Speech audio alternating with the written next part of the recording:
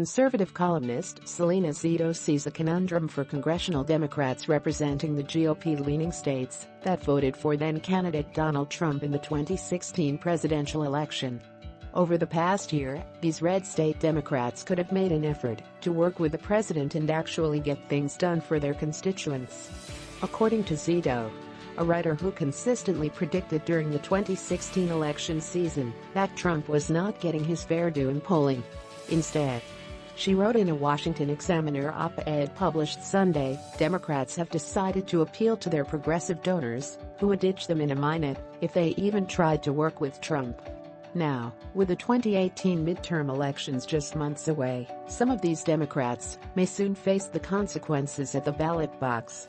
Months from now, as the pressures of midterm elections bear down on a handful of Democratic incumbent U.S. senators in states President Trump won in 2016, pundits may start to recall a meeting held at the White House on a cold January afternoon and wonder if they had missed something important. Zito began. She was referring to a meeting held earlier this month in which the president discussed immigration reform with a bipartisan group of lawmakers. At the time, pundits did not pay any attention to which lawmakers weren't present. But Zito emphasized the absence of three Democrat senators up for re-election this year: Joe Donnelly of Indiana, Joe Manchin of West Virginia, and Claire McCaskill of Missouri. Trump won the states each of those senators represent by wide margins. Normally, the lawmakers who represent states that voted for the other party's presidential nominee are the most bipartisan, Zito said. But not this year.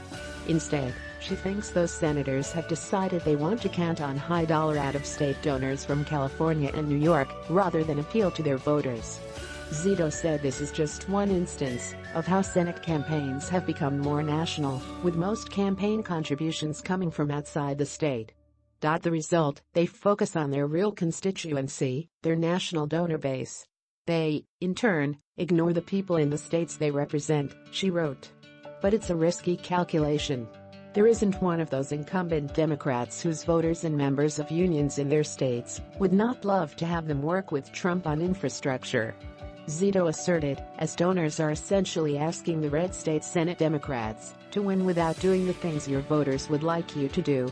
What remains to be seen is whether the voters will hold them accountable.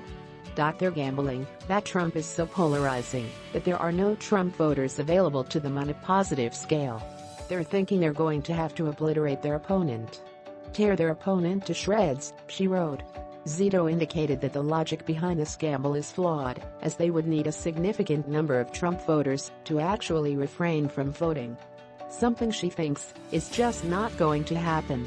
Now, in the upcoming midterms, Republicans could have a chance to capitalize on Democrats' stubbornness. If Republicans are smart in paying attention to what wasn't in that scene from the White House this week for the meeting between the president and Republican and Democratic lawmakers, they will cut ads driving the wedge, illustrating that these vulnerable Democrats had the chance to be bipartisan and decided not to, Zito said. The columnist concluded by pointing out Michigan Sen. Debbie Stabinov's statement against the GOP-led tax reform bill. Despite Stabinov's opposition, Fiat Chrysler announced last week it would invest more than $1 billion in its Warren truck plant in Detroit, a move that is expected to add to 500 jobs.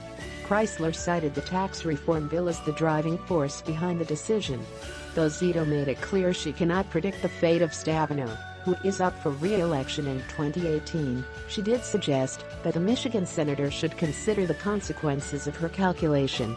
It is yet another nugget in American politics that is changing, the calculation that what your donors in New York and California want you to say and do carries more weight than what your constituents need you to do to improve your state. Zito wrote. Zito's political warnings have rung true in the past.